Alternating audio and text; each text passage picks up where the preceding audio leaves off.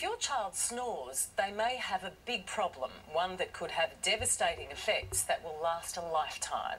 Sadly, very few parents are aware of how serious snoring is. But now, as Kerry-Ann Kennelly reports, there's an answer.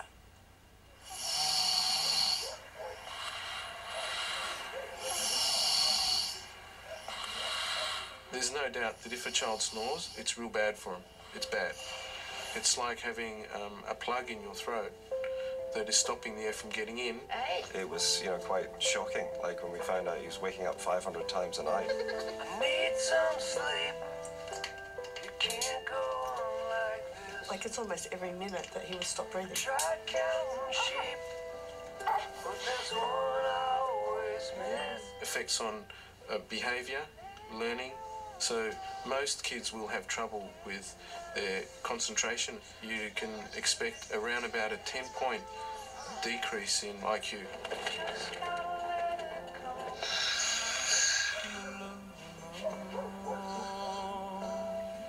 Meet 4-year-old Geordie Brown. His sleep story is a beauty. Funny one. Okay. He likes to help Mum in the kitchen. You hungry? Likes cheese sandwiches.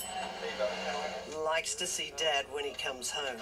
The first plane to fly was made of wood. And likes a bedtime story. You comfy? Hang on, let's do this. But one thing he doesn't like, one thing he's dead set scared of, is going to sleep. Because when Geordie sleeps, he snores. And between the snores, he stops breathing. He's a gorgeous little boy, as any mother would say that. But he's a really beautiful personality. But he has obviously not been sleeping for his whole life. For Jen and Johnson Brown, one of the signs something wasn't right was that Geordie never, ever slept like a baby. I kept a sleep diary when he was 3 months old to probably 9 months old, because he would sleep for 20 minutes and wake up screaming, and there was just nothing we could do. I tried baby Mozart, I tried every sort of technique available for a child that has trouble going to sleep, and he just did not want to go to sleep. Full stop. You just think that's pretty normal because everyone's got a story of, children waking up and whatever, so it's, you have nothing to gauge it against. But Geordie's lack of sleep was taking its toll.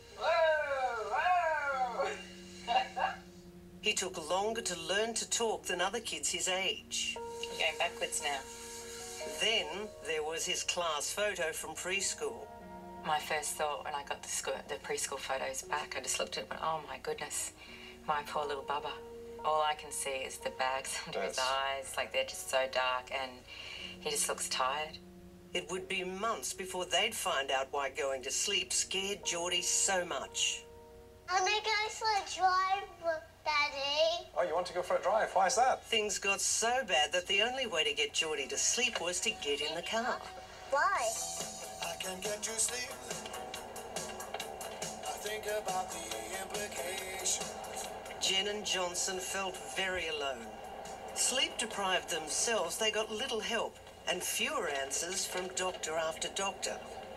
It wasn't until they were referred to one of Australia's leading child sleep specialists that they discovered what damage sleep deprivation was doing to Geordie. You can expect around about a 10-point decrease in intelligence quotient, or IQ, as it's known. Wow. So it's really quite a serious reduction in your ability to learn.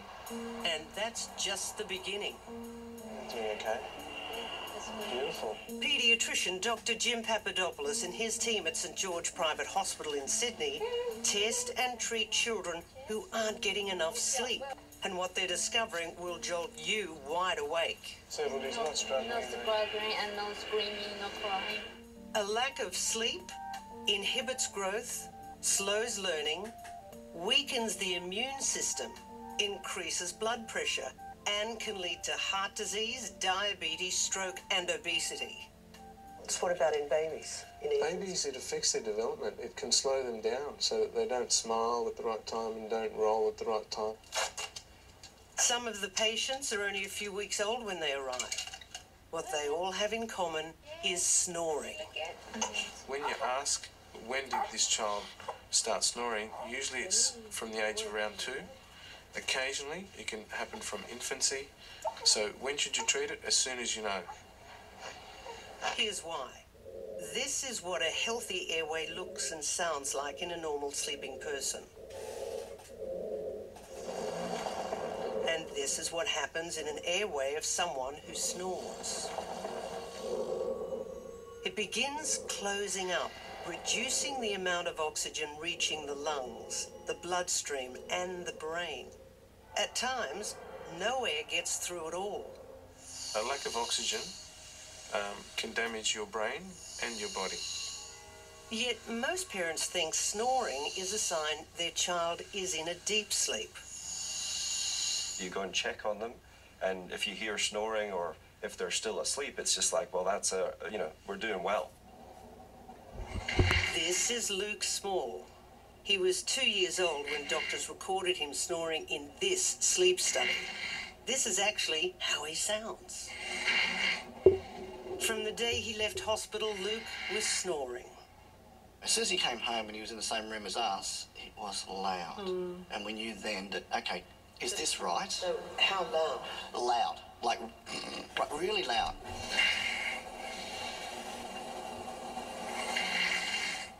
When he was a few weeks old, Dr. Jim diagnosed Luke with a condition called obstructive sleep apnea. Half of all children who snore have it. Obstructive sleep apnea is where someone's making an effort to breathe at night and in their sleep, but they're unable to get enough air through with each breath, with each effort at breathing. Oh, nice, colourful, like ponytail. When we actually had the test done, we found out then that Luke had 56 blockages per hour. And what does that mean? Which means that he was waking up 56 times every hour, which means he was only sleeping 4 minutes per hour. What are the other side effects of not sleeping other than just being exhausted all the time? It affects everything. It affects their Motor skills, their memory, their growth. Our bodies need to rest. Can you think of something, Luke, that you've learned so far? Australia is a country and a continent. Luke has a form of dwarfism. At school, he's doing well, and that's because he was diagnosed and treated so early. Ready? Okay, just 1 second. It's also because of a revolutionary Australian invention called continuous positive airway pressure, or CPAP for short. It works like a leaf blower, blowing open the airways. Because Luke now breathes at night, he sleeps easy. As for the snoring, Luke, do you snore? Not anymore. Not anymore. You tell Carrie-Anne who wakes you up, who snores in your family. What's interesting is that snoring and sleep apnea is often genetically passed down through the mother. Nikki wears the CPAP mask to bed. So does James. Now, you turn it on. I'll get a book for us. So too does baby Ethan. He's been snoring since birth. What went through your mind when you've gone, he's snoring? Here we go again. Dad, Jeremy, is the only one not masking up. He wears something else. In May, when Ethan was 6 weeks old, he was admitted for a sleep study. It's almost every minute that he would stop breathing while he was sleeping, so per hour. He held his breath for 14 seconds at one stage and thankfully started breathing again, but it was quite scary. This is video from the study. Now, try holding your breath for 14 seconds.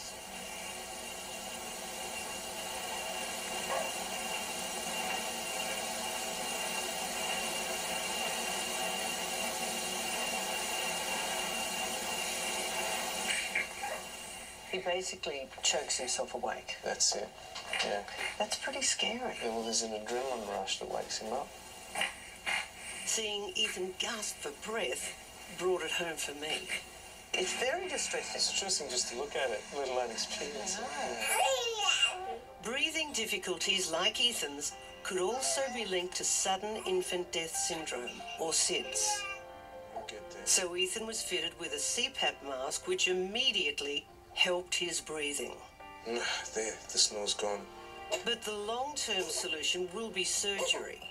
The full-throated cure seems to be, as doctors are discovering, removing the tonsils. Together with the adenoids, they were once routinely taken out. The surgery is now less common, but in severe cases of sleep apnea, losing them is the start of a more restful life. Are you ready to have your tonsils out? 3 weeks ago, Geordie went into surgery. All right, sweet. Give him a cuddle. Cuddle. For a little one. Okay. Right, boy. Okay. His dad was nervous.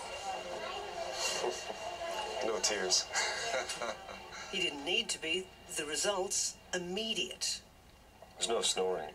But he's also, he's dreaming, because also with sleep apnea, obviously waking themselves up every 2 minutes, they don't dream because they don't go into a deep sleep. They don't release growth hormones. So we've been told that we should see in the next 6 months Geordie shoot up. As for Luke, well, he won't ever grow to be as big as his classmates, but treating his snoring triggered a surprising growth spurt. And he's doing great at school. The proof is in the pudding. You know, I'm the proudest surrogate dad there is, knowing that he's got his best school report ever just now, and he's like top of the class. And the Dans, the family that used to snore together, now know a good night's sleep. Their sweet dreams are reward enough for Dr. Jim. By treating the children and educating the parents, I know I've saved marriages. That must be very gratifying. It's fantastic. I've got the best job in the world.